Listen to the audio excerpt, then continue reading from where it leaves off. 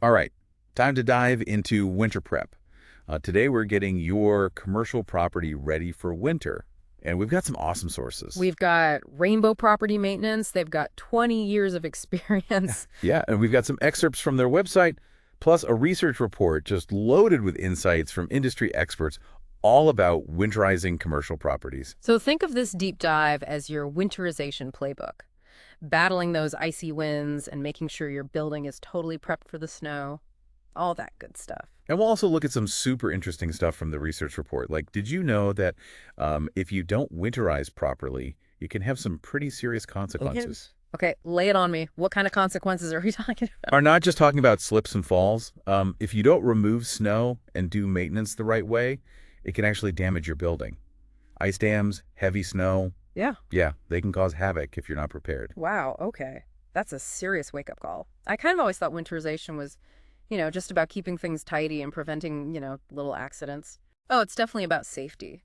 But it's also about protecting your investment. This report really makes that clear that winterization is an ongoing thing, not a one-time fix. It's about preventing problems. Got it. So let's talk strategy then. What's the first thing you do when you're winterizing a commercial property? Snow and ice management is absolutely critical. Yeah, the report really pushes for professional snow removal services. They even compare it to like an insurance policy. Oh, so it's like a safety net for those snowstorms. Exactly. It's about peace of mind. And speaking of peace of mind, Rainbow Property Maintenance offers 247 emergency services. So you've got a team ready to go for any snow or ice emergency anytime. That's pretty great, like your own winter warriors. What about those Mhm. days when it's not a blizzard, but still, cold enough to cause problems? That's where preventative measures come in, like your HVAC system, regular inspections, or like an oil change for your building. Right. Keeping those systems running is key for a comfortable space. Yeah. The report mentions energy efficiency too, right? Absolutely. Upgrading to a more energy efficient HVAC can save you money over time, which is a good thing. And it's good for the planet, so win-win. Hmm. Speaking of things that can save you money, the report talks about roof maintenance too, especially those sneaky ice dams. Yeah, ice dams sound kind of harmless, but they can cause some major leaks and water damage, and that gets expensive. So what can you do to stop them from forming in the first place? The report says regular roof inspections and maybe installing heat cables to prevent ice buildup. A little investment up front can save a lot of headaches later.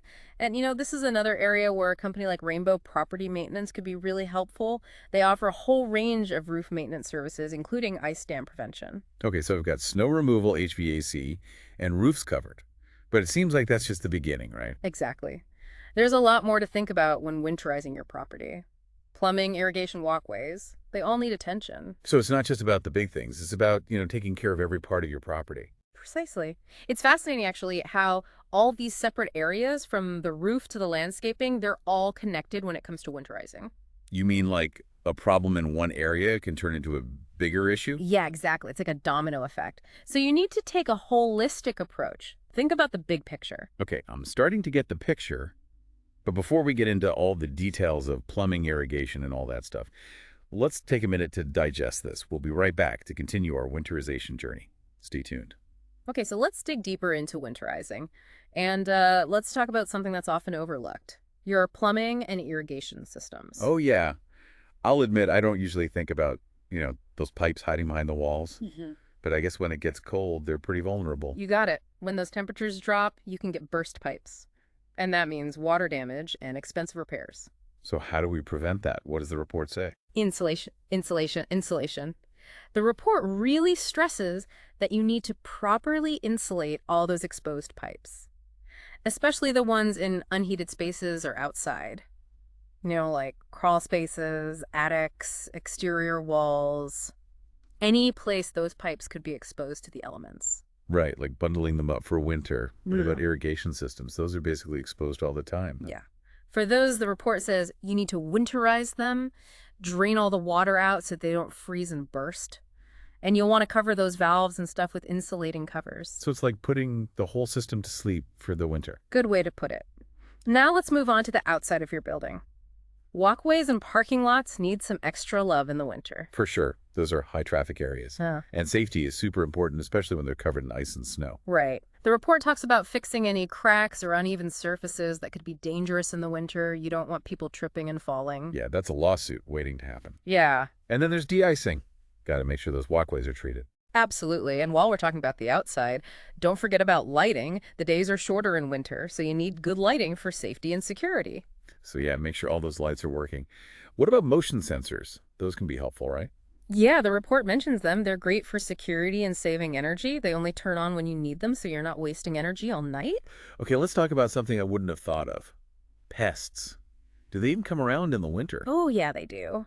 When it gets cold, they look for warm, cozy places to hang out. Your building might look pretty good to them. So it's like, hey, let's crash at this nice warm You building. got it. The report says seal up any gaps or holes in your building to keep those little guys out. I'm guessing regular pest control is a good idea too. Always better to catch it early.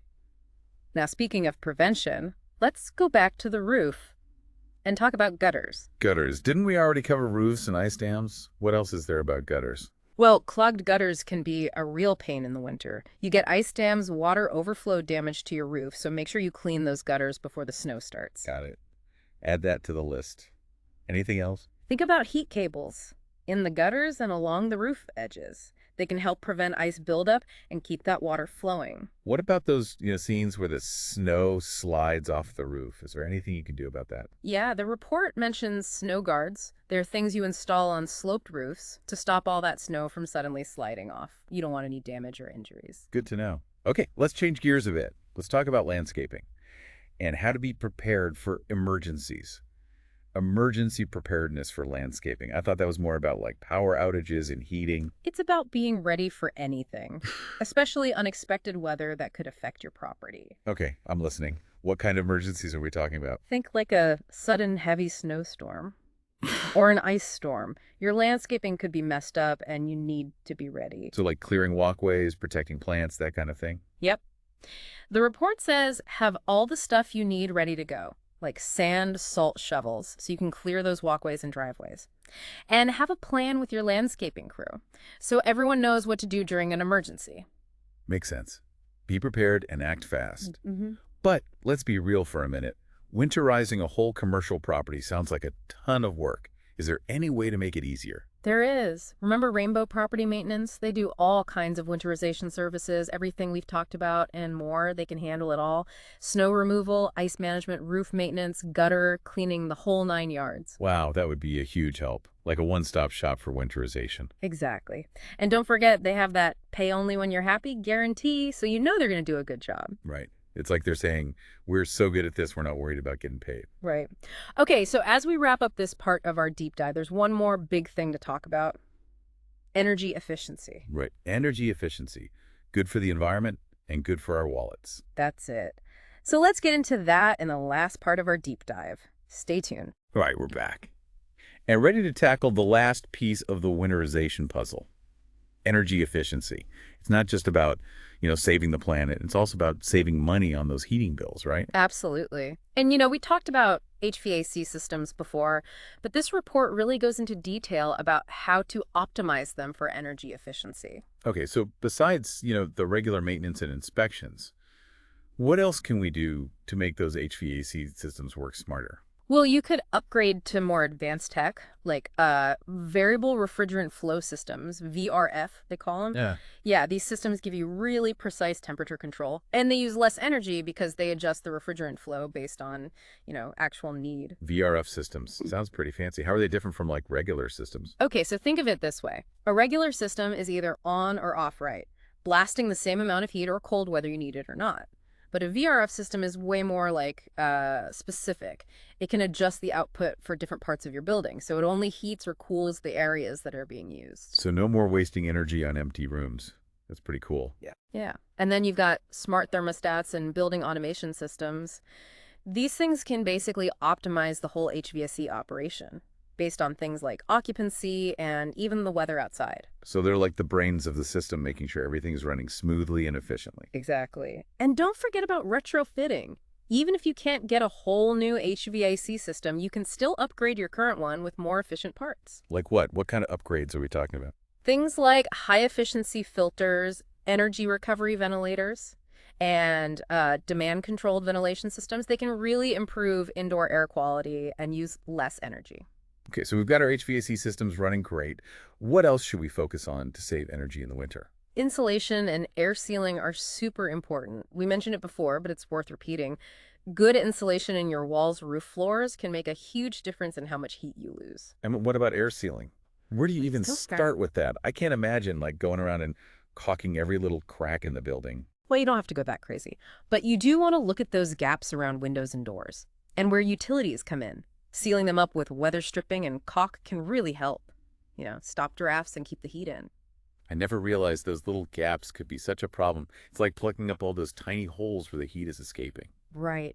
And those old windows can be a big problem too. If you can upgrade to double or triple pane windows, they're much better at keeping the heat in. That makes sense.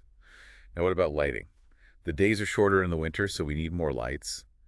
But how can we do that and still be energy efficient? LEDs. LEDs are the way to go. They use way less energy than those old incandescent bulbs, and they last a lot longer too. Yeah, LEDs. They're like the rock stars of the lighting world. Good for the planet and good for our wallets. Exactly. And speaking of being eco-conscious, remember Rainbow Property Maintenance. They're really committed to using eco-friendly cleaning products and practices. Oh, yeah, that's right. So even when they're doing things like snow removal or cleaning gutters, Yeah. they're doing it in a way that's good for the environment. Exactly. Sustainability is important to them, which fits in perfectly with our energy efficiency goals. Now let's talk about appliances. If you're getting any new appliances for your building, look for the Energy Star label. Oh, yeah, those little blue stickers. What do those actually mean? It means the appliance meets energy efficiency standards set by the government. So you know you're getting something that's designed to save energy. Okay, so we're checking for those Energy Star labels. What else? This is where it gets interesting. The report talks about using smart energy management systems, like building automation systems, BAS for short. Building automation systems. That Oh. sounds futuristic. They're pretty amazing, actually. These systems connect all the different systems in your building, HVAC, lighting, security, and they optimize them to save energy. It's like a control center for your whole building. Like having a brain for your building, making sure everything runs perfectly. You got it. And then there's energy monitoring. These systems can show you exactly how much energy you're using, so you can see where you can improve. Like having a personal energy coach for your building. Haha, I like that. And for the ultimate in energy efficiency, the report even talks about renewable energy. Like solar panels. Hmm. I would see more and more buildings with those on their roofs. Exactly. Solar energy can really cut down on your electricity bills. And there are other options too, like combined heat and power systems. They generate both heat and electricity from the same fuel source. Wow, that's super efficient. Seems like there's so many ways to save energy. There are. And the best part is a lot of these strategies not only save energy and money, but they're also good for the environment. A triple win. All right, as we wrap up this deep dive, what are the key things you want listeners to remember about winterizing their commercial properties? Okay, so the most important thing is to be proactive. Don't wait for the snow to start falling. Take those steps to prevent problems before they happen. Right. Being prepared can save you a lot of trouble and money later on. Absolutely. Second, think about the whole picture, all the different parts of your building and how they affect each other. So don't just focus on one thing like snow removal. You got to think about insulation and energy efficient lighting too. Yep, it's all connected. And lastly, always remember that sustainability and energy efficiency are key. It's good for the planet and it's good for your bottom line. Well said. Okay, before we go, I want to leave our listeners with one last thought. As you're getting ready for winter, how can you make your property not just, winter ready, but also more resilient and sustainable, in the face of climate change? That's a great question. It's about thinking ahead and making choices that are good for your property and the environment. Exactly. You might even come up with some cool new ideas that not only protect your property, but also inspire others to do the same. So until next time, stay warm, stay safe, and stay curious. And hey, remember, those folks at Rainbow Property Maintenance are a great resource if you need help with your winterization. Yeah, for sure. Sounds like they've got you covered. Happy winterizing, everyone.